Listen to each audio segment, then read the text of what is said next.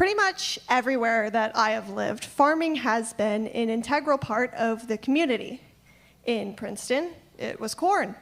In Illinois, it was corn. In Virginia, it was corn and broilers. In Florida, it was oranges and corn. Oh, and if anyone doesn't know, I certainly didn't. This is a broiler. No, not that one. Yeah, that's the one. That's the one they grow. After being exposed to farming and nature constantly, I find it a lot more comforting than skyscrapers and big cities. Growing up going to church and to Sunday school, I've heard many stories from the Bible.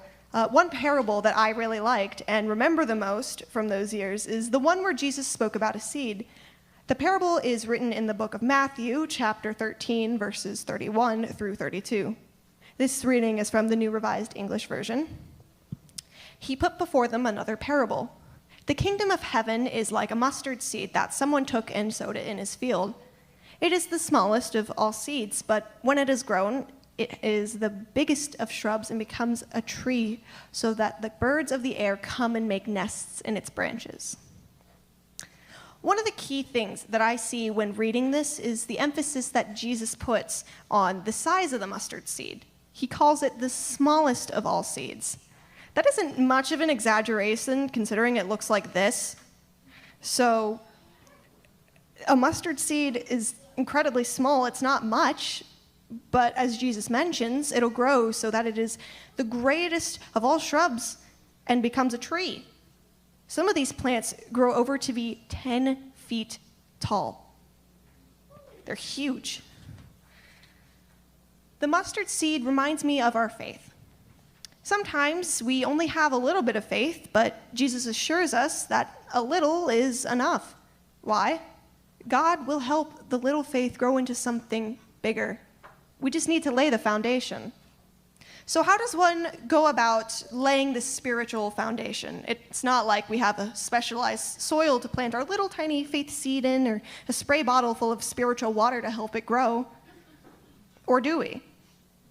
There's a couple of things that we can do to help grow our spiritual plant of faith.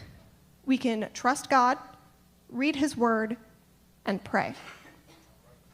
Let's go back to our Jesus farming parable. The person plants the seed in the ground because he trusts that it will grow. Like the person who sows the seed, we can choose every day to put our trust in God. We decide to believe that God will help our little seed of faith to grow. Every good relationship must have trust, and our relationship with God is no different. Any wise farmer knows that there is more than merely putting a seed in the ground and hoping for the best. Time must be spent reading all the different factors that impact the growth potential of the seed. The farmer would need to read the weather patterns and seasons and soil and much more. This way, he can understand when he should plant, where he should plant, and what he should plant.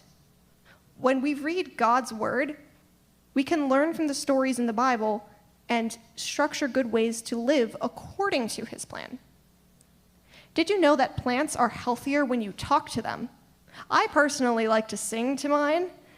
Just like our plants, our relationship with God is healthier when we talk to him. Prayer is a good way to ask for advice, thank God, or even just tell him how your day went. He loves listening to us, and it helps grow our faith. Trusting God, reading his word, and praying are wonderful ways to grow your faith. With proper care and with God's help, a little bit of faith can go a long way.